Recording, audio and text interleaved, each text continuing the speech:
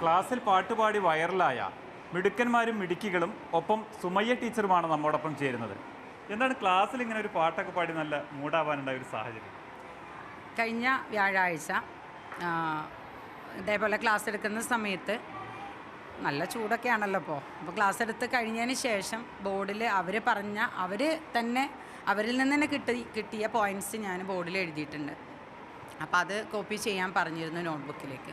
അപ്പോൾ അത് കോപ്പി ചെയ്യുന്ന സമയത്ത് മിൻഹാൽ എന്ന് പറയുന്ന നല്ല മിടുക്കനായ കുട്ടി അവൻ ജസ്റ്റ് അവിടെ ഇരുന്നങ്ങനെ മൂളി തുടങ്ങി.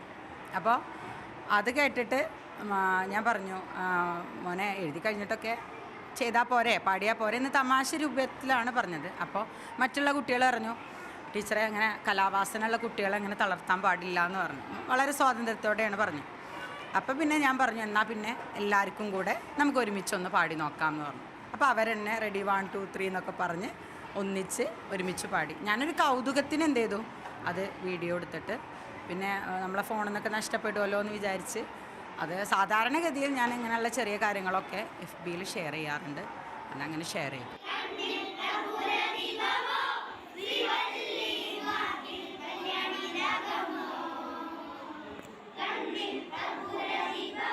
വൈറലായി. ഞാൻ ഒട്ടും പ്രതീക്ഷിക്കാതെ അറിയപ്പെട്ടു. അതുണ്ടായി.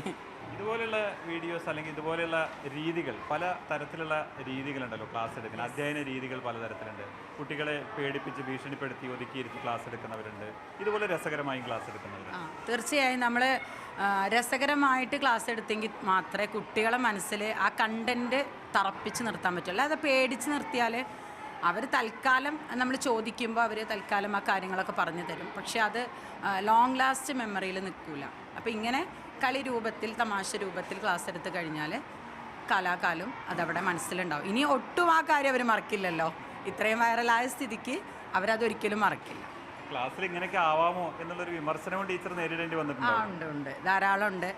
പിന്നെ ക്ലാസ് ടൈമിലാണോ ഇങ്ങനെ പാട്ട് പാടിക്കുന്നത്, അത് മ്യൂസിക് കവറില്ലേ എന്നൊക്കെ അങ്ങനെയൊക്കെ ചോദിച്ചിട്ടുണ്ട്. നമുക്കിവിടെ UP സ്കൂളിന് മ്യൂസിക് കവറൊന്നുമില്ല, CC കവറുണ്ട് ആഴ്ചയിൽ ഒരു ദിവസം. പക്ഷേ അവർക്ക് തോന്നിയ ഇഷ്ടം ആ ഒരാഴ്ചയുടെ ലാസ്റ്റ് ക്ലാസ്സിന് വേണ്ടിയിട്ട് കാത്തു നിൽക്കുക എന്ന് പറഞ്ഞാൽ അത് അങ്ങനെ വേണ്ടല്ലോ. നമ്മൾ CC ഒക്കെ പാടാം എന്ന് പറയുന്നതല്ലല്ലോ ശരി. അതപ്പം തന്നെ അതിനൊരു അവസരം കൊടുത്തു എന്നേ ഉള്ളൂ. രക്ഷിതാക്കളൊക്കെ എന്ത് പറയുന്നു? ഭയങ്കര ഹാപ്പിയാണ്. കുറേ പേര് വിളിച്ചു. അതേപോലെ എന്നെ പഠിപ്പിച്ച അധ്യാപകർ അവരൊക്കെ വിളിച്ചിട്ട് നല്ല അഭിപ്രായമാണ് പറഞ്ഞത്. എല്ലാവർക്കും ഇഷ്ടപ്പെട്ട ഈ ഒരു മൊമെൻറ്റിന് കാരണക്കാരനായ നിഹാൽ ഇപ്പോൾ ക്ലാസ് മുറിയിലുണ്ട്. നിഹാൽ അന്ന് എന്താ സംഭവിച്ചത്? അതോ, ഞങ്ങൾ CC ഉണ്ടാവാറുണ്ട് ശനിയാഴ്ച ലാസ്റ്റ് വീട്. അതിൽ ഞാനും ഇവനൊക്കെ പാട്ട് പഠിക്കുന്നു. ക്ലാസ് സ്കൂളിൽ വരുമ്പോൾ തന്നെ അത് ഞങ്ങൾ എഴുതിയപ്പോൾ വല്ല പാടിയതാണ്. അപ്പോൾ നമുക്ക് കേട്ടോ, അപ്പോൾ ഞങ്ങൾ ഉറക്കടെ കുറച്ച് പാടിയത് വെച്ചു.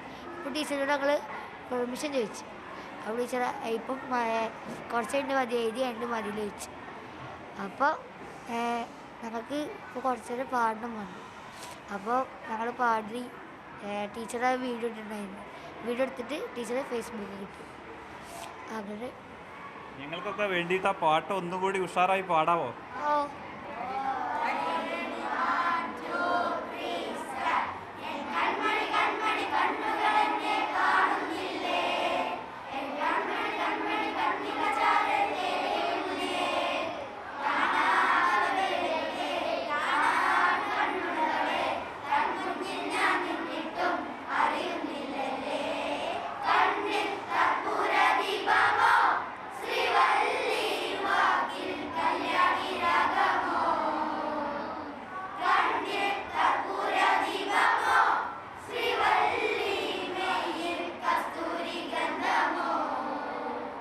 പാട്ടുപാടലും കഥ പറയലും ഒക്കെ പഠനത്തിനുള്ള നല്ല രീതികളാണ് എന്ന് തെളിയിക്കുകയാണ് ഈ കുട്ടികളും സുമയ്യ എന്ന അധ്യാപികയും. PV സന്ദീപിനൊപ്പം ജയപ്രകാശ്, മാതൃഭൂമി ന്യൂസ്, മലപ്പുറം.